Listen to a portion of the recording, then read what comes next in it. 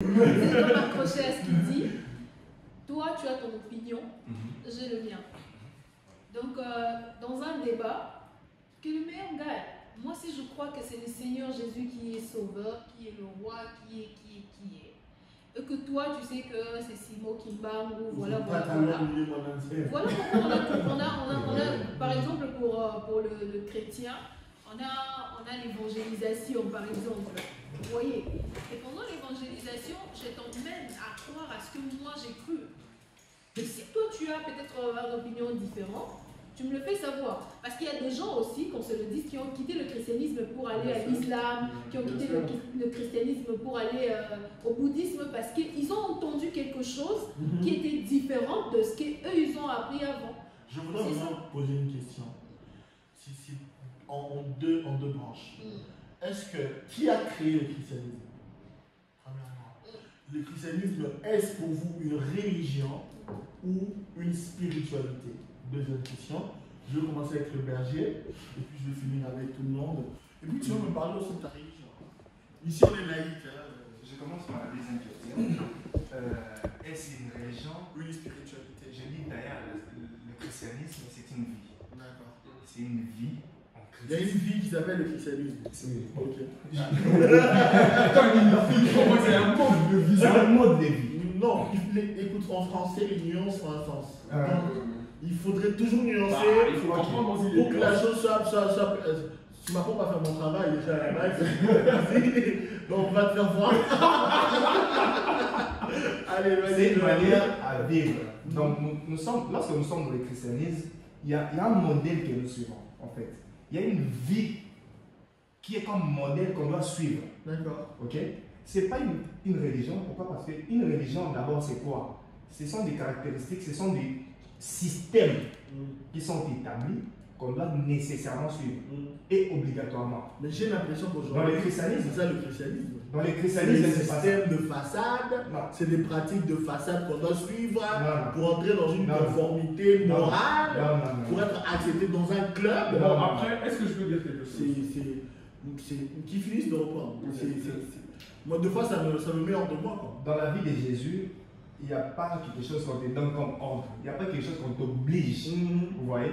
Comme dans les... Je prenais l'exemple de l'église là. Il faut prier avant, je ne sais pas, je suppose, à 23h, à 3h, à 6h. Ils ont des dates de la prière. Et il faut regarder en direction de la Mecque. Chez nous, il n'y a pas ça. Partout, j'ai pris, même dans la toilette, s'il vous plaît. Partout. Ok? Donc, ce n'est pas un système établi, non. Chez nous, il y a la liberté. Okay? Nous sommes libres à vivre cette mode de vie de Jésus. Okay. Si je réponds maintenant, qui a créé le christianisme? Le père fondateur, c'est Christ.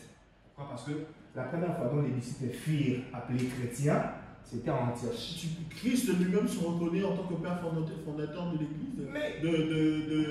Christ a laissé l'Église. Non, il n'a pas laissé l'Église. Non, c'est-à-dire qu'il a laissé un concept. Voilà. Ecclésia. Il a dit je bâtirai mon ecclésia, les portes des monde seront contre elle, et tout ça. Mais il n'a pas dit je créerai une religion structurée qu'on appellera. Il n'a pas dit que c'est lui qui l'a créé. Il a dit ça, il a légué à Pierre. C'est une responsabilité que Christ a donnée à Pierre. Allez lire dans la Bible, tu vas voir ça. C'est une responsabilité que Christ.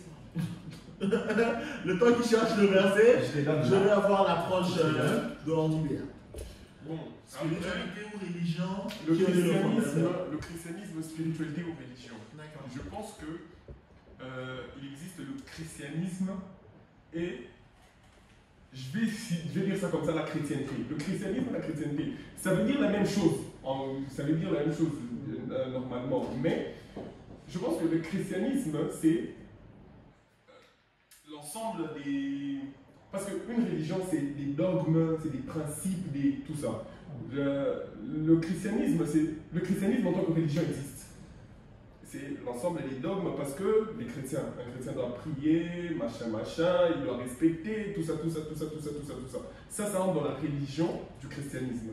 Après, il faut nuancer. Il y a la chrétienté. La chrétienté qui, pour moi, est une spiritualité, tu vois.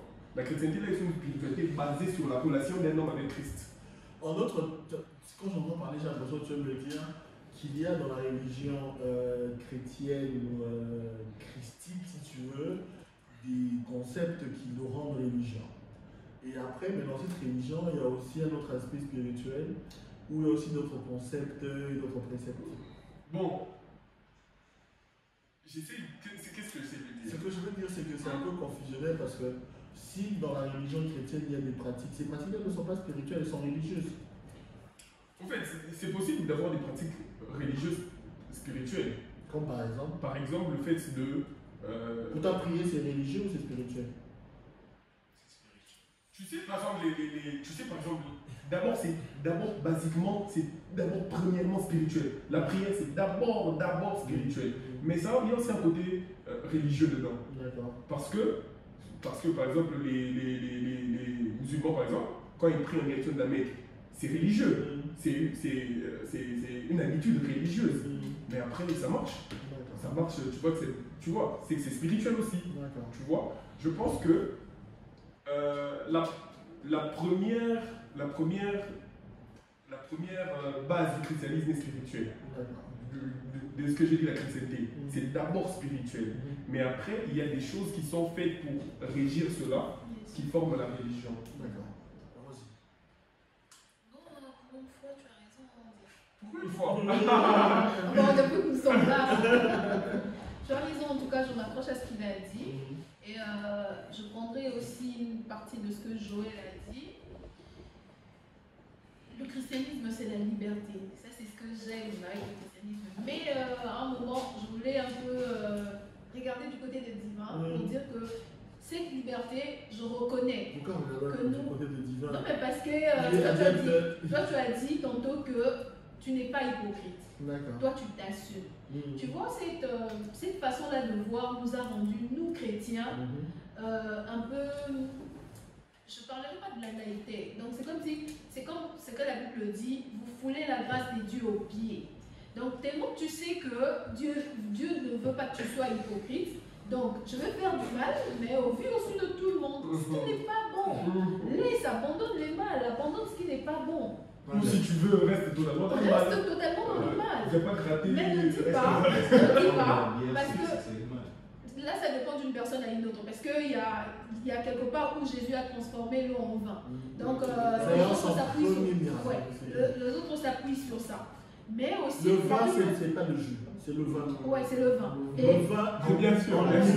Ouais. Bien sûr. Et moi, je sais une chose, j'ai lu cela dans ma Bible, la Bible dit, tout ce qui n'est pas fruit de votre conviction, c'est un péché. Donc, si pour moi, prendre de la bière, c'est un péché, je laisse carrément. Mais si je pense que ça peut aider mon estomac à moi, je prends. Mais pas en grande quantité jusqu'à me saouler et tout et tout. Donc, vous voyez que cet aspect de choses-là ne nous donne pas la liberté de tout faire parce que, moi, je ne veux pas être hypocrite. Donc, comme je ne veux pas être hypocrite, je vais insulter.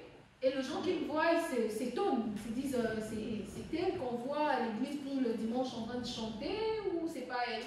Parce qu'on s'est dit, après, Dieu va me pardonner parce que la grâce de Dieu est là. Non, pas du tout. Je veux juste, s'il te plaît, rajouter un truc par rapport à ce qu'elle a dit. C'est que j'ai dit ici que le christianisme, c'est aussi une religion avec des dogmes et des principes et tout ça. Mais il ne faut pas oublier que les principes et tout ça du christianisme, il y a des principes généraux où il faut aller à l'église, mais je pense que vraiment le christianisme, c'est quelque chose de basé sur une relation personnelle avec Dieu. C'est vraiment quelque chose de basé. Parce que dans le christianisme, quelque chose qui est permis pour l'un peut être interdit pour l'autre. Voilà. Tu vois, c'est vraiment, il y a des... Pardon, on dit, c'est pourquoi Joël a dit que le christianisme, c'est une vie. C'est vraiment une vie, la vie chrétienne. Donc, ces modes de vie-là te permettent de l'amener de la manière dont ça te correspond, toi. Si tu es allergique, par exemple, je peux dire au fromage, tu n'en prends pas. Ta vie est comme ça. Mais on dit peut-être, pour lui, le fromage, ça ne fait rien, il peut en prendre, il peut en consommer. Tu dis ce que tu viens de dire, appuie justement ce que je disais tantôt, c'est-à-dire qu'il y a quand même une approche particulière dans la vie de tout un chacun. Il y a des gens qui ne peuvent pas faire ceci, cela, mais il y a des gens qui peuvent faire ceci, cela. Ça dépend de l'approche qu'ils ont dans leur foi et de la